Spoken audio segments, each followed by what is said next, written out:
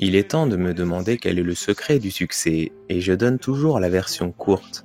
Je dis numéro 1, venez en Amérique. Numéro 2, travaillez dur. Et numéro 3, mariez-vous à un Kennedy. Enfin bref, de toute façon, aujourd'hui, je vais vous donner les 6 règles du succès. Mais avant de commencer, je voulais juste dire que ce sont mes règles, et je pense qu'elles peuvent s'appliquer à n'importe qui. Mais c'est à vous de décider, car tout le monde n'est pas pareil.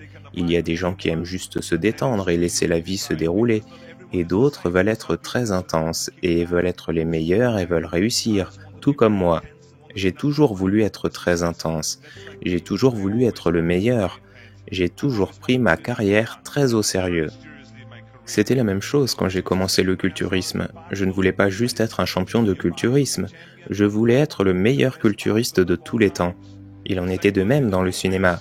Je ne voulais pas juste être une star de cinéma, je voulais être une grande star de cinéma. La star de cinéma la mieux payée et avoir un salaire bien au-dessus des autres. Et donc pour moi, cette intensité a toujours payé, cet engagement a toujours payé en ce qui me concerne. Alors voici quelques-unes des règles. La première règle est d'avoir confiance en vous-même, et ce que je veux dire par là, c'est que tant de jeunes reçoivent tellement de conseils de leurs parents, de leurs professeurs et de tout le monde. Mais ce qui est le plus important, c'est que vous devez creuser profondément. Creusez profondément et vous demandez qui vous voulez être. Pas quoi, mais qui. Et de ne pas suivre ce que vos parents et enseignants voulaient pour vous. Je parle de découvrir par vous-même ce qui vous rend heureux, peu importe à quel point cela peut sembler fou pour les autres. J'ai eu de la chance en grandissant car je n'avais pas la télévision ni de téléphone. Je n'avais pas de télé, d'ordinateur et d'iPod. Et bien sûr, Twitter ressemblait plutôt à des oiseaux à l'extérieur de la fenêtre. Je n'avais pas toutes les distractions et tout ça. J'ai passé beaucoup de temps seul, donc je pouvais découvrir et écouter ce qui se trouvait à l'intérieur de mon cœur et de ma tête. Et j'ai rapidement compris que dans ma tête et dans mon cœur, il y avait un désir ardent de quitter mon village en Autriche. Ce n'était pas parce qu'il y avait quelque chose de mal là-bas. L'Autriche, c'est un beau pays. Mais je voulais quitter ce petit endroit et faire partie de quelque chose de grand. Les États-Unis d'Amérique, une nation puissante, l'endroit où les rêves peuvent devenir réalité. Je savais que quand je viendrais ici, je pourrais réaliser mes rêves. Et j'ai décidé que le meilleur moyen pour moi de venir en Amérique était de devenir un champion de culturisme, car je savais que c'était mon billet. Dès que j'ai vu la couverture d'un magazine avec mon idole Rec Park, qui était Mister Univers, il jouait dans des films d'Hercule, il avait l'air fort et puissant, il était tellement confiant. Alors quand j'ai découvert comment il en était arrivé là, je suis devenu obsédé, et je suis rentré chez moi et j'ai dit à ma famille que je voulais devenir un champion de culturisme. Maintenant, vous pouvez imaginer comment cela a été perçu chez moi en Autriche. Mes parents, ils n'en croyaient pas leurs yeux. Ils auraient été simplement contents si j'étais devenu policier comme mon père, ou si j'avais épousé quelqu'un comme Heidi qui avait une ribambelle d'enfants et courait partout comme la famille Fun-Drop et la mélodie du bonheur. C'est ce que ma famille avait en tête pour moi. Mais quelque chose d'autre brûlait en moi. Quelque chose brûlait en moi. Je voulais être différent, j'étais déterminé à être unique. J'étais animé par la volonté de voir grand et de rêver grand. Tout le monde pensait que j'étais fou. Mes amis disaient, si tu veux être champion dans un sport, pourquoi ne deviens-tu pas champion de vélo, de ski ou de football? Ce sont les sports autrichiens. Mais cela m'importait peu. Je voulais être champion de culturisme et utiliser ça pour venir en Amérique, et utiliser ça pour faire du cinéma et gagner des millions de dollars. Bien sûr, pour une motivation supplémentaire, je lisais des livres sur les hommes forts, le culturisme, je feuilletais des magazines, et l'une des choses que j'ai faites, j'ai décoré ma fenêtre de chambre et le mur de ma chambre juste à côté de mon lit. Il y avait ce grand mur que j'avais décoré avec des photos. J'y avais accroché des photos d'hommes forts, de culturistes, de lutteurs, de boxeurs, et ainsi de suite. J'étais tellement excité par cette super décoration que j'ai emmené ma mère dans la chambre et je lui ai montré. Elle a secoué la tête, elle était absolument choquée, et des larmes ont commencé à couler de ses yeux. Elle a appelé le médecin de famille, et elle l'a amené et lui a expliqué. « Il y a quelque chose qui ne va pas ici, dit-elle. » Elle regarda le mur avec perplexité. « Qu'est-ce qui a mal tourné, je veux dire? Tous les amis d'Arnold ont des photos de filles sur leur mur, et Arnold a toutes ses photos d'hommes. Mais ce ne sont pas juste des hommes, ils sont à moitié nus et couverts d'huile de bébé. Je veux dire, que se passe-t-il ici? Que s'est-il passé? Vous pouvez imaginer? » Le médecin a secoué la tête et a dit « Il n'y a rien de mal à cet âge. Vous avez des idoles, c'est tout à fait normal. » Donc, voici la règle numéro 1. Je voulais devenir un champion, j'étais en mission. La règle numéro 1 est, bien sûr, ayez confiance en vous-même, peu importe comment les autres pensent ou jugent cela. Et donc, bien sûr, la règle numéro 2 est de briser les règles. Nous avons tellement de règles dans la vie, surtout. Je dis briser les règles, pas la loi, mais briser les règles. Ma femme a un t-shirt qui dit « Les femmes sages font rarement l'histoire ». Eh bien, vous savez, c'est la même chose avec les hommes. Il est impossible d'être un franc-tireur ou un véritable original si vous êtes trop bien élevé et que vous ne voulez pas briser les règles. Vous devez penser en dehors du cadre. C'est ce que je crois. Après tout, à quoi sert d'être sur cette terre si tout ce que vous voulez faire, c'est plaire à tout le monde et éviter les ennuis? La seule façon d'arriver quelque part a toujours été de briser certaines règles. Après tout, je me souviens qu'après avoir terminé ma carrière de culturiste, je voulais me lancer dans le cinéma et devenir une star de film. Vous pouvez imaginer ce que l'agent a dit quand je suis allé rencontrer tous ces agents? Tout le monde avait la même réponse. Ça n'est pas possible. Les règles sont différentes ici. Regardez simplement votre corps. Vous avez ce corps énorme et surdéveloppé qui ne convient pas au cinéma. Vous ne comprenez pas? C'était il y a 20 ans les films d'Hercule. Maintenant, il y a les petits gars comme Dustin Hoffman et Woody Allen. Jack Nicholson avant qu'ils ne prennent du poids, bien sûr. Mais bon, ce sont les gars qui gagnent. Et l'agent s'est également plaint de mon accent. Et il disait que personne n'est jamais devenu une star avec un accent comme ça. Surtout pas avec l'accent allemand. Oui, j'imagine qu'avec votre nom, Arnold Schwarzenegger, ou peu importe le nom, sur une affiche, ouais, ça va attirer beaucoup de spectateurs et vendre beaucoup de billets. Vous avez raison. C'est le genre d'attitude négative qu'ils avaient. Mais je n'ai pas écouté ces règles, même s'ils étaient très gentils. Et ils ont dit, regardez, nous pouvons vous obtenir de bons rôles. Nous pouvons vous faire jouer, vous savez, un lutteur ou un videur, ou peut-être avec l'accent allemand, nous pouvons vous faire être un officier nazi dans Hogan's Heroes, ou quelque chose comme ça. Mais vous savez, je n'ai pas écouté leurs ordres. Ce sont leurs règles, pas les miennes. J'étais convaincu que je pouvais le faire, que si je travaillais aussi dur qu'en musculation, 5 heures par jour, et que je commençais à travailler, que je commençais à prendre des cours de comédie, que si je prenais des cours d'anglais, des cours de diction et de dialogue, des cours de suppression d'accent, je me souviens même d'avoir couru en disant « Le bon vin pousse sur la vigne ». C'est parce que les Allemands ont des difficultés avec le F et le W et le V, donc le bon vin pousse sur la vigne. Je sais que certains d'entre vous disent « J'espère qu'Arnold a récupéré son argent ». Mais laissez-moi vous dire quelque chose. J'ai passé un bon moment à faire ces choses et ça m'a vraiment aidé. Et enfin, j'ai percé. J'ai percé et j'ai commencé à obtenir le premier rôle dans la série télévisée Streets of San Francisco. Lucille Ball m'a engagé et a réalisé Pumping Iron et Stay Hungry. Ensuite, j'ai eu ma grande chance dans Conan le Barbare. Et le réalisateur a dit, si nous n'avions pas Schwarzenegger, nous aurions dû en construire un. Pensez-y. Et puis quand j'ai fait Terminator, I'll be back est devenue l'une des répliques les plus célèbres de l'histoire du cinéma. I'll be back. Tout cela à cause de mon accent fou. Pensez-y. Les choses que l'agent disait être totalement un handicap et qu'il me serait impossible d'obtenir un emploi sont soudainement devenues un atout pour moi. Toutes ces choses, mon accent, mon corps et tout le reste, cela montre simplement que vous ne devez jamais écouter quand on vous dit que vous ne pouvez pas faire quelque chose et que vous devez rester sur le chemin classique. Bien sûr, commencez par quelque chose d'autre d'abord.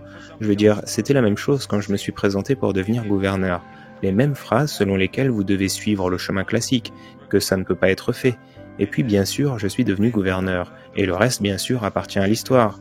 Il disait, vous devriez commencer par un petit poste de maire, puis de député, puis de sénateur, et ensuite de gouverneur. Il disait que c'était ainsi que fonctionnait une carrière politique.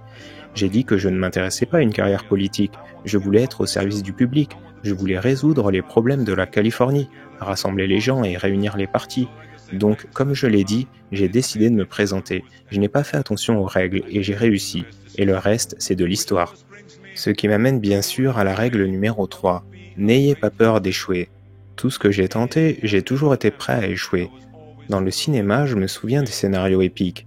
Souvent, vous pensez que c'est un scénario gagnant, mais bien sûr, vous découvrez plus tard, lorsque vous avez fait le film, que ça n'a pas fonctionné et que le film va à l'échec.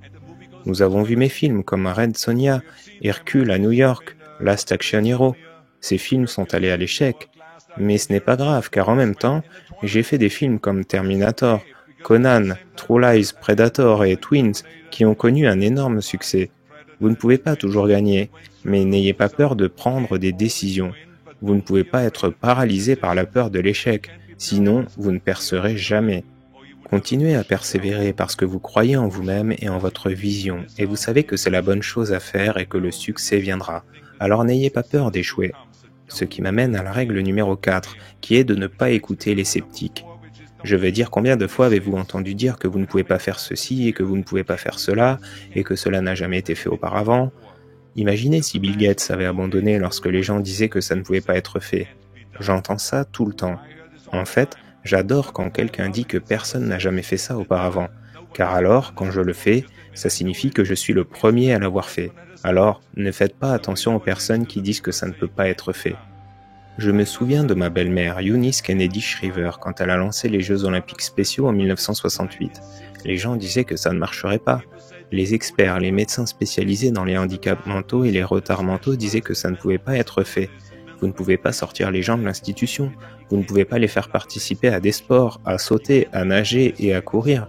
Ils se blesseront mutuellement, ils se noieront dans la piscine. Eh bien, laissez-moi vous dire quelque chose. Maintenant, 40 ans plus tard, les Jeux Olympiques spéciaux sont l'une des plus grandes organisations, présentes dans 164 pays, dédiées aux personnes ayant des handicaps mentaux et des déficits intellectuels. Et elle n'a pas accepté un non comme réponse. C'est la même chose quand on regarde Barack Obama. Imaginez s'il avait écouté les sceptiques, il n'aurait jamais été candidat à la présidence. Les gens disaient que ça ne pouvait pas être fait, qu'il ne pouvait pas être élu, qu'il ne pouvait pas battre Hillary Clinton, qu'il ne gagnerait jamais l'élection générale. Mais il a suivi son propre cœur, il n'a pas écouté les « tu ne peux pas » et il a changé le cours de l'histoire américaine. Ainsi, encore et encore, vous voyez que si j'avais écouté les sceptiques, je serais toujours dans les Alpes autrichiennes à yodeler. Je ne serais jamais venu en Amérique, je n'aurais jamais rencontré ma merveilleuse femme, Maria Shriver, je n'aurais jamais eu ces merveilleux 4 enfants, je n'aurais jamais fait Terminator et je ne serais pas là devant vous aujourd'hui en tant que gouverneur du plus grand État du plus grand pays du monde. Donc je n'écoute jamais quand on dit « tu ne peux pas ». J'écoute toujours ma propre voix et je dis « oui, tu peux ». Et cela m'amène à la règle numéro 5, qui est la règle la plus importante de toutes, travailler dur. Tu ne veux jamais échouer parce que tu n'as pas assez travaillé. Je n'ai jamais voulu perdre une compétition ou une élection parce que je n'avais pas assez travaillé. J'ai toujours cru à ne laisser aucune pierre retourner. Mohamed Ali, l'un de mes grands héros, avait une excellente réplique dans les années 70 lorsqu'on lui demandait combien d'abdos il faisait. Il disait « Je ne compte pas mes abdos. Je commence à compter seulement quand ça commence à faire mal. Quand je ressens de la douleur, c'est là que je commence à compter parce que c'est là que ça compte vraiment. C'est ce qui fait de vous un champion. C'est ainsi pour tout. Pas de douleur, pas de gain. » Beaucoup de ces leçons que j'applique dans la vie, je les ai apprises du sport et en particulier celle-là. Et laissez-moi vous dire une chose, il est important de s'amuser dans la vie, bien sûr, mais quand vous êtes là à faire la fête, à faire des bêtises, quelqu'un d'autre, pendant ce temps, est en train de travailler très dur. Quelqu'un devient plus intelligent et quelqu'un gagne. Souvenez-vous-en. Maintenant, si vous voulez laisser la vie se dérouler, ne faites pas attention à ces règles. Mais si vous voulez gagner, il n'y a absolument aucun moyen de contourner le travail acharné. Aucune de mes règles pour le succès ne fonctionnera sans travail acharné. J'ai toujours compris qu'il y avait 24 heures dans une journée. Vous dormez 6 heures et il vous reste 18 heures. Maintenant, je sais qu'il y en a parmi vous qui disent « Attendez une minute, je dors 8 heures ou 9 heures ». Eh bien, dormez plus vite, car vous n'avez besoin que de dormir 6 heures et il vous reste 18 heures. Et il y a beaucoup de choses que vous pouvez accomplir. En fait, Dave Turner disait toujours « Tôt au lit, tôt au lever, travaillez comme un fou et faites de la promotion ». Et bien sûr, vous connaissez déjà ces choses, sinon vous ne seriez pas assis ici aujourd'hui. Souvenez-vous simplement que vous ne pouvez pas gravir l'échelle du succès les mains dans les poches. Cela m'amène à la règle numéro 6, qui est une règle très importante. Il s'agit de redonner. Quel que soit le chemin que vous avez pris dans votre vie, vous devez toujours trouver le temps de redonner quelque chose. Redonner à votre communauté, redonner à votre État ou à votre pays. Et mon beau-père, le sergent Shriver, qui est un grand Américain, véritablement un grand Américain, et qui a lancé le corps de la paix, le corps Job, l'aide juridique aux pauvres, a dit cela à l'université Yale lors d'un discours de remise des diplômes. Abattez ce miroir. Abattez ce miroir qui vous fait toujours vous regarder, et vous pourrez regarder au-delà de ce miroir. Vous verrez les millions de personnes qui ont besoin de votre aide. Et laissez-moi vous dire quelque chose. Tendre la main et aider les gens vous apportera plus de satisfaction que tout ce que vous avez jamais fait. En fait, le lendemain du travail pour les Jeux olympiques spéciaux et du lancement de programmes parascolaires, de la promotion de la forme physique, et maintenant avec mon travail de gouverneur, je peux vous dire qu'une partie d'échecs avec un enfant de 8 ans dans une école en milieu urbain est bien plus excitante pour moi que de marcher sur un autre tapis rouge lors de la première d'un film. Alors, laissez-moi vous dire, alors que vous vous préparez à arpenter le monde, souvenez-vous de ces 6 règles. Cette vidéo est terminée, j'espère qu'elle vous a plu. Si vous souhaitez en savoir plus sur la vie extraordinaire d'Arnold Schwarzenegger, je vous conseille de lire sa biographie dont je vous mets le lien dans la description. Ça vous permettra d'enrichir votre bibliothèque avec un bon livre. Avant de partir, n'oubliez pas de vous abonner pour ne pas rater les prochaines vidéos. À bientôt!